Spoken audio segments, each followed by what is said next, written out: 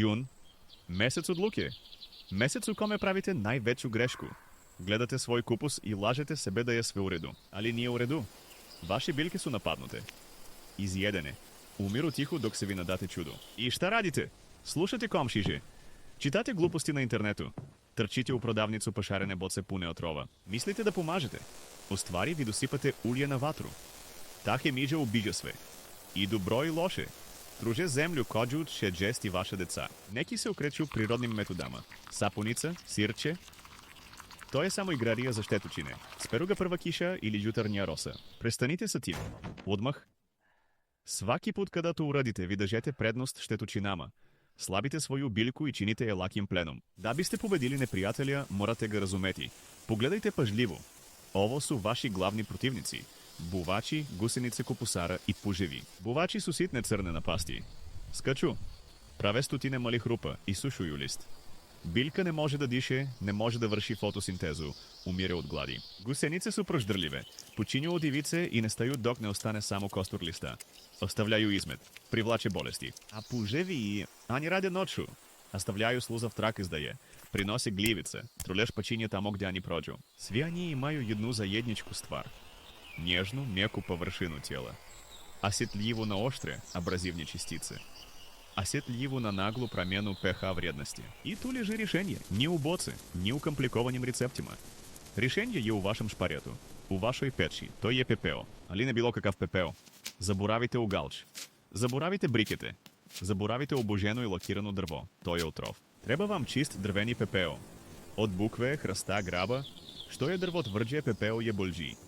Пун е калиџума и микроелемената. Он е и храна и лек. Процедура е едноставна. Наши стари су ја знали. Сакупите охладен пепео. Клучни корак – просежаванџе.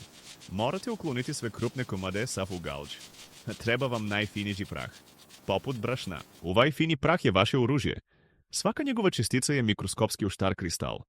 Смрт за нежна тела штеточина. Најболје време за нанушење е рано уџутру, када су листови још влажни од росе.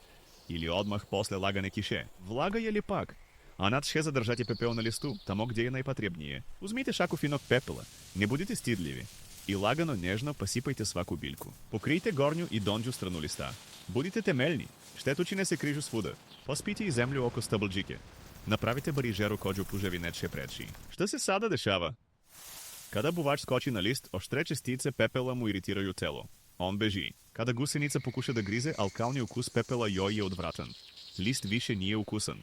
Она тржи друго место за ручак. Када пуш наиđe на пепео, он га исушуе. Одузима му влагу. За нџега е пепео као врели пустински песак. Непрелазна препрека. Ово не е магиđа. Ово е физика. Механичка заштита.